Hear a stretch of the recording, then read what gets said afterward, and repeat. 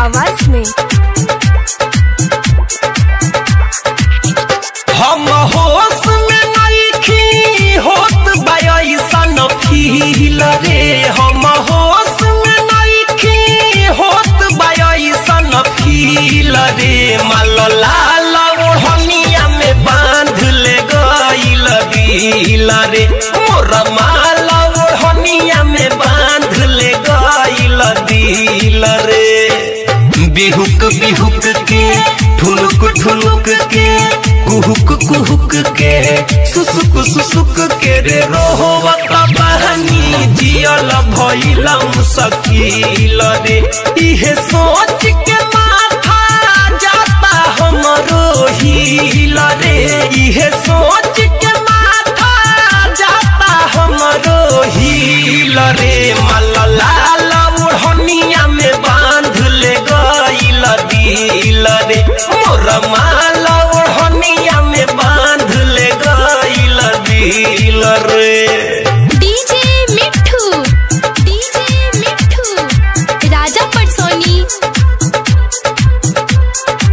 Presented by Lovely Films production. 10 दिन तक ले रे यारवा पीछे हमारा लागल। रोग धराइल सयसन करके गइल पागल। हर 10 दिन तक ले रे यारवा रे पीछे हमारा लागल। रोग धराइल सयसन करके गइल पागल। एगो आँख भइल बा नहर एगो झील रे।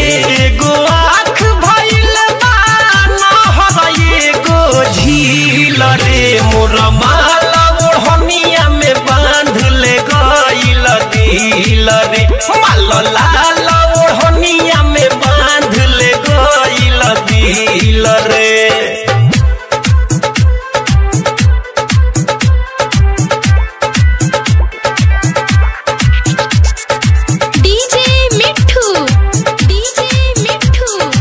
राजा परसोनी आप सुन रहे हैं अमित पटेल की आवाज में।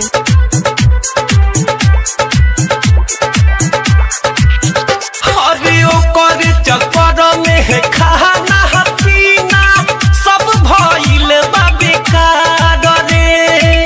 नैन से निंदिया छीन ले दिया दिल से हमारा करार रे।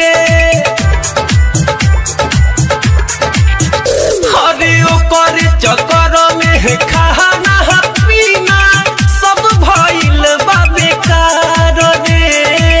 नैन से निंदिया छीन ले दिया दिल से हमारा करार रे।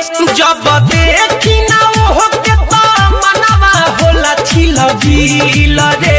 जब देखी ना ओहो के तो मनवा होला छिल बिल रे।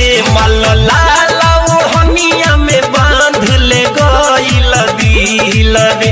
मोर माल ओढ़निया में बांध ले गइल दिल रे। बिहुक बिहुक के ठुनुक ठुनुक के कुहुक कुहुक के सुसुक सुसुक के रे रोहवत बहनी जियल भइल मुश्किल रे। इहे सोच के माथा जाता हमरो हिल रे। इहे सोच के माथा जाता हमरो हिल रे। माल लाल ओढ़निया में बांध ले गइल दिल रे। मोर माल